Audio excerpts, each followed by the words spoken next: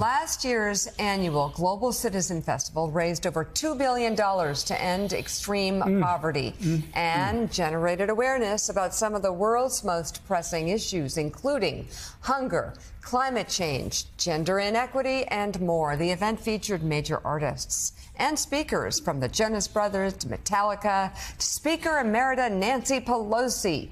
Tomorrow, the festival returns to Central Park, and the organizers say it might be the most impactful yet. And here to explain why is the CEO and co-founder of Global Citizen, Hugh Evans, and Fran Katsoudas, the Executive Vice President and Chief People, Policy, and Purpose Officer at Cisco. She runs it. Let's just say it. Let's tell Chuck. Let's tell Chuck. Let's tell Chuck right now.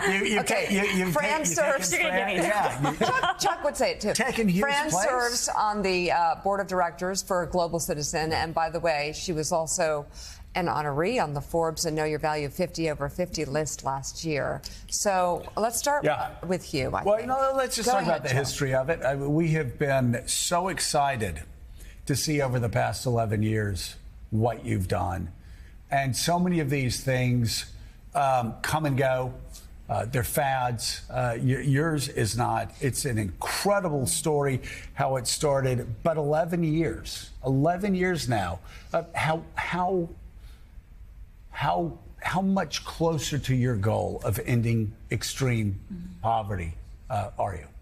Well, firstly, I should say thank you to Fran and thank you to you, Joe and Mika. I honestly believe we wouldn't be here today without you because you were involved since day one. So huge thank you to you.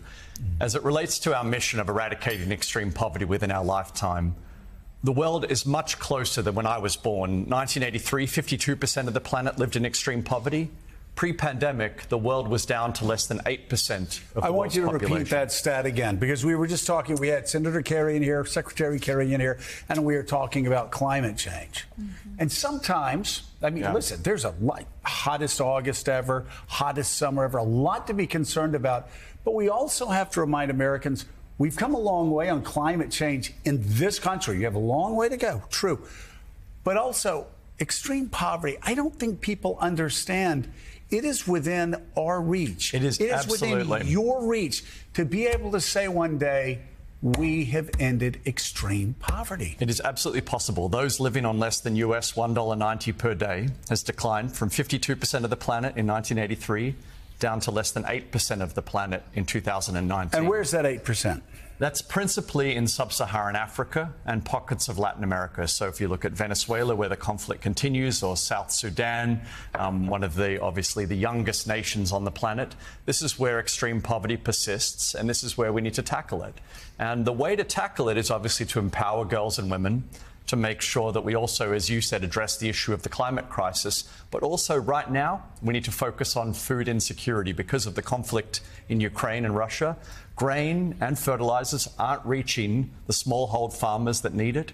So we're working really diligently to support the International Fund for Agricultural Development to make sure these smallhold farmers get the inputs they need. Do you remember when Hugh was first on our show? I think it was like 11 years ago. Must have been. That's right. He's like, I want to end world hunger. I thought this is like a pageant answer. You know, Fran, Mika patted him on the head. I was like, that's cute. And that's cute, boy. No. Move along. But Fran, talk about what it's like being a part of this organization and really making a difference.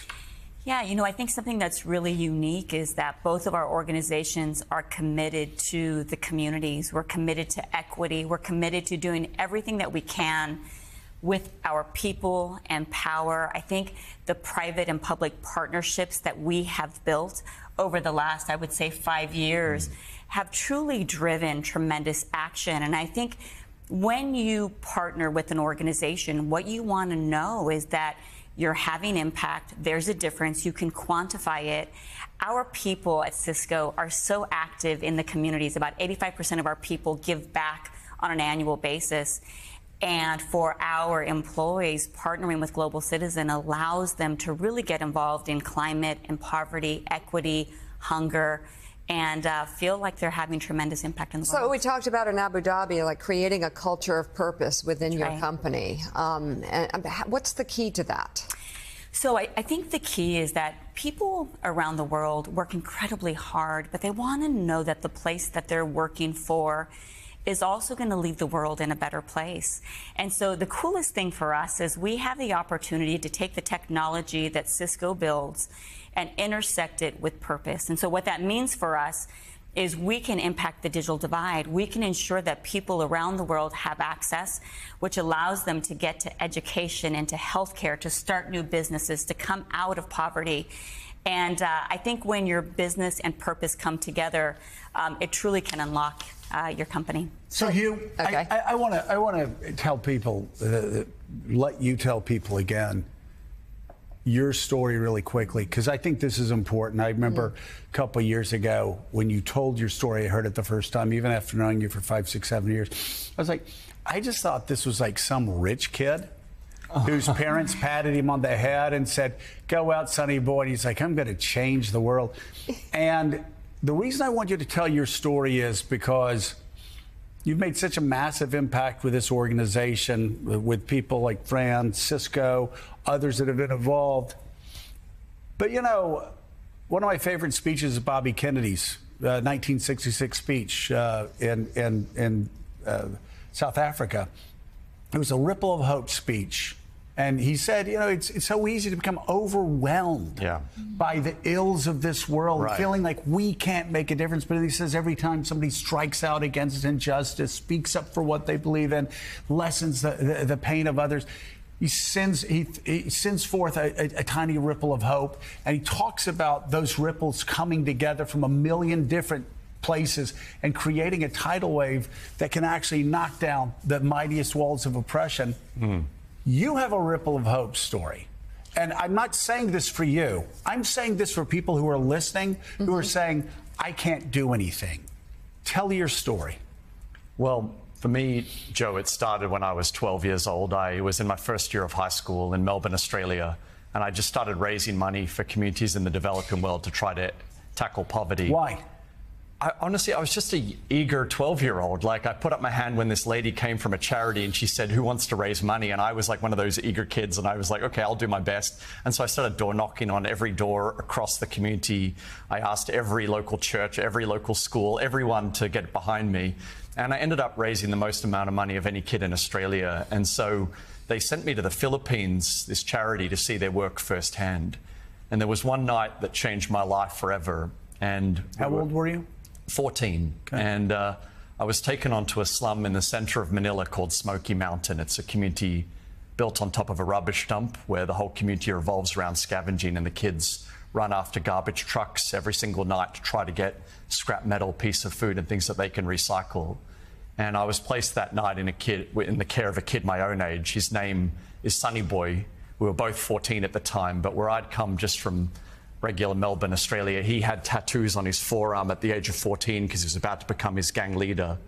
And that night, when it came time to go to sleep, we lay on this concrete slab with myself and Sonny Boy and his whole family, 7 of us in this long line, with this smell of rubbish all around us and cockroaches crawling all over us. And I didn't sleep at all. I just lay awake thinking to myself, you know, it's pure chance that I was born where I was born and he was born where he was born. And so I lay awake and I said, okay, I'm going to commit my life to this. And I didn't know what that meant at that stage. I came back and I said to my mum, I want to go and live in India for a year. I want to work with Mother Teresa. And Mum wasn't excited about that idea. And she eventually let me go, but on one condition, if I could get a full scholarship to go and live. So I went to live in the Himalayan mountains at a school called Woodstock School when I was 15 years old. And it changed my life forever. And I decided, fast forward a few years later, the G20 was coming through Melbourne. And me and my mate Dan had this idea to run this small concert. I was studying at the time. And it one day exploded when we got a phone call from Bono and Pearl Jam, who said they wanted to headline our show. And I thought it was a prank call at the time. I didn't think it was real. But sure enough, they came on first and sang Rockin' in the Free World by Neil Young. Oh, wow. We signed on 1 million Australians that day and convinced the government to double foreign aid. We raised $6.2 billion. And that's when the Global Citizen Movement was born. And you know, Fran, what's so cool about this is it's not that, as he talked about the government pitching in. The governments are the ones that can make the biggest difference. Your money, it's not like Cisco standing up going, we're going to end world hunger and poverty ourselves. It's almost like seed money to get Global Citizen and get the people, to get the governments behind these incredible causes.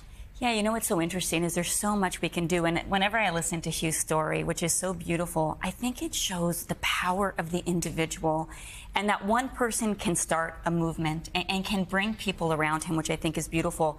For companies, we can do the same thing. And so a great example of that, you've been talking a lot about climate today. One of the things that we've done through our Cisco Foundation is we put up a $100 million fund to finance and support these entrepreneurs that are starting climate projects that could truly have impact on the world.